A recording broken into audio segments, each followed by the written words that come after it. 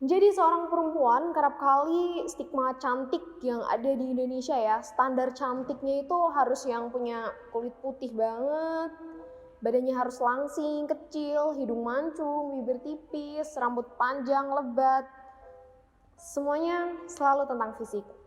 Well, inilah yang sering kali kita hadapi di dunia ini, bahwa stigma cantiknya orang Indonesia itu harus yang kayak gitu. Well, Mama, this is my story to fight that stigma. Gak jarang ya, mulai dari kayak di sosial media, pasti iklan-iklan yang bertebaran itu pemutih kulit. Terus juga produk-produk yang digunakan untuk mengecilkan pori segala macam.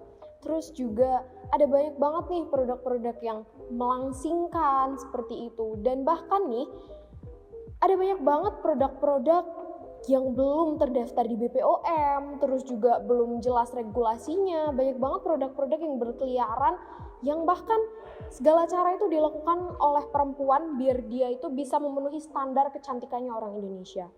Dan aku sendiri, aku juga pernah mengalami hal yang kurang enak nih.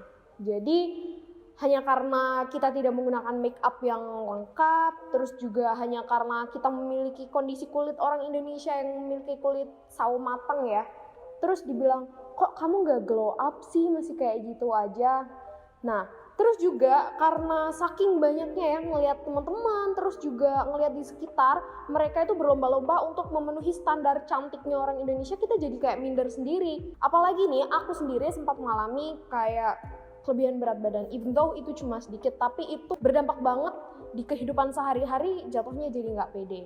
Jadi aku juga I did diet, tapi tuh dietnya tuh kayak terlalu nyiksa. Aku nggak makan nasi, aku nggak makan gorengan segala macem, dan ya dietnya itu tanpa arahan, cuma tahu-tahuan aja, lihat-lihat di internet, terus tahu-tahu diet gitu aja. Dan buat penampilan sehari-hari yang dipilih bajunya warna hitam lagi. Kenapa? Karena kalau ngerasa pakai warna hitam tuh kelihatan badannya lebih kecil.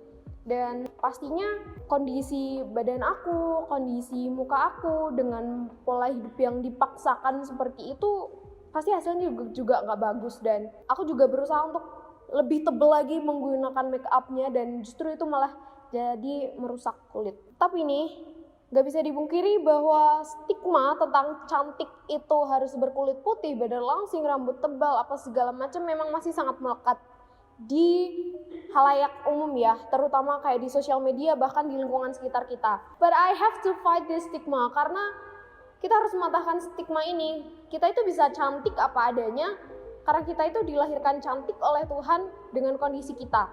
Asalkan kita mau merawat, kita mau menjaga dengan baik, bukan sekedar pasrah aja. Sekarang kita udah tahu, kita udah bisa banget belajar tentang self love. Jadi sekarang udah mulai ada campaign tentang self love. Jadi apa itu self love? Jadi setiap orang pasti punya definisi self love-nya sendiri, dan buat aku self love itu adalah seperti yang tadi aku bilang, menerima diri kita apa adanya, tapi dengan catatan kita harus menjaganya, harus merawatnya dengan baik dan benar.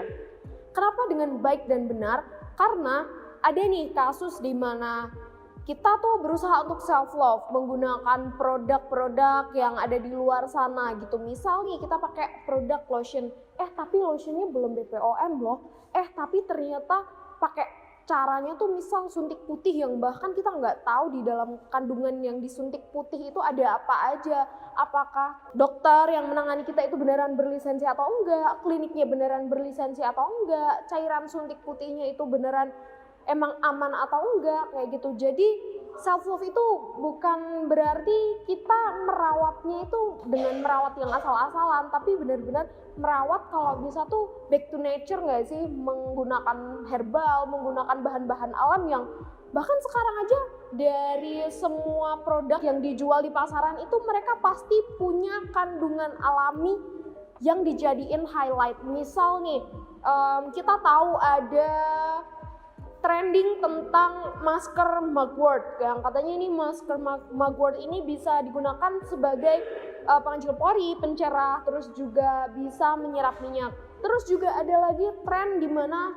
Cantella asiatica, atau juga bisa kita bilang dengan daun pegagan. Nah, berarti bisa kita lihat ya bahwa orang-orang di sekitar kita itu juga udah mulai aware sama yang namanya back to nature, cantik alami menggunakan bahan-bahan herbal.